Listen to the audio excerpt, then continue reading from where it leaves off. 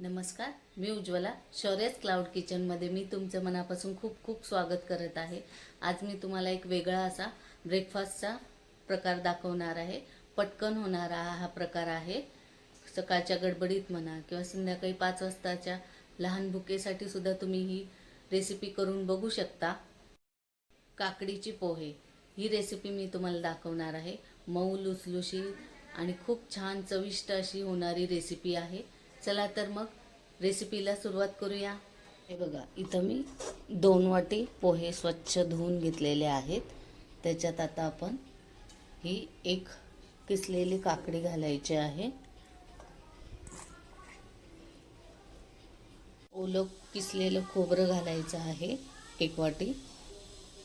चवीनुसार मीठ घालायचं आहे. 1 चमचा साखर घालायची आहे. हे आता चांगलं मिक्स करून घ्यायचं आहे. हे बघा, इथं मी कढईत 1 पळी तेल घातलेलं आहे.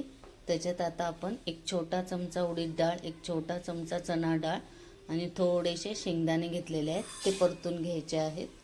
चांगले परतल्यानंतर ह्याच्यात थोडासा हिंग घालायचा आहे. थोडीशी मोहरी घालायची आहे. जिरे घालायचे आहे.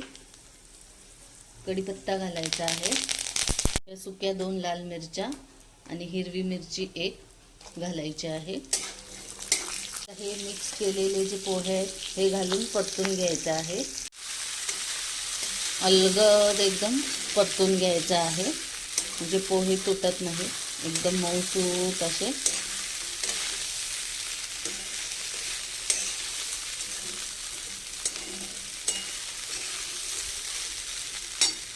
आता ह्याच्यावर बारीक चिरलेली कोथिंबीर घालून परत परतून घ्यायचं आहे.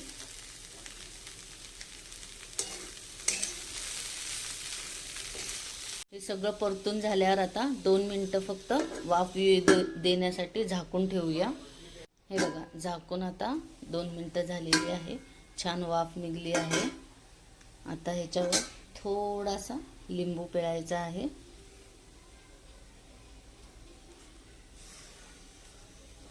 आणि छान असं अलगद हाताने परतून घ्यायचे आहे. हे बघा, खूप छान झालेले आहे.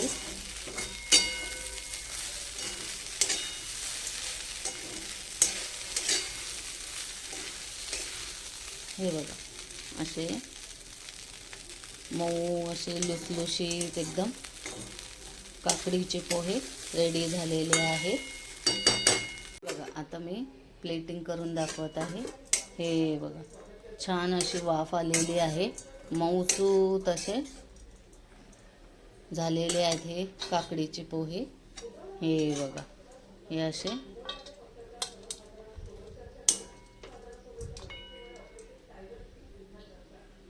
हे बघा. आता ह्याच्यावर असं बारीक पिवळी शेव घालायची.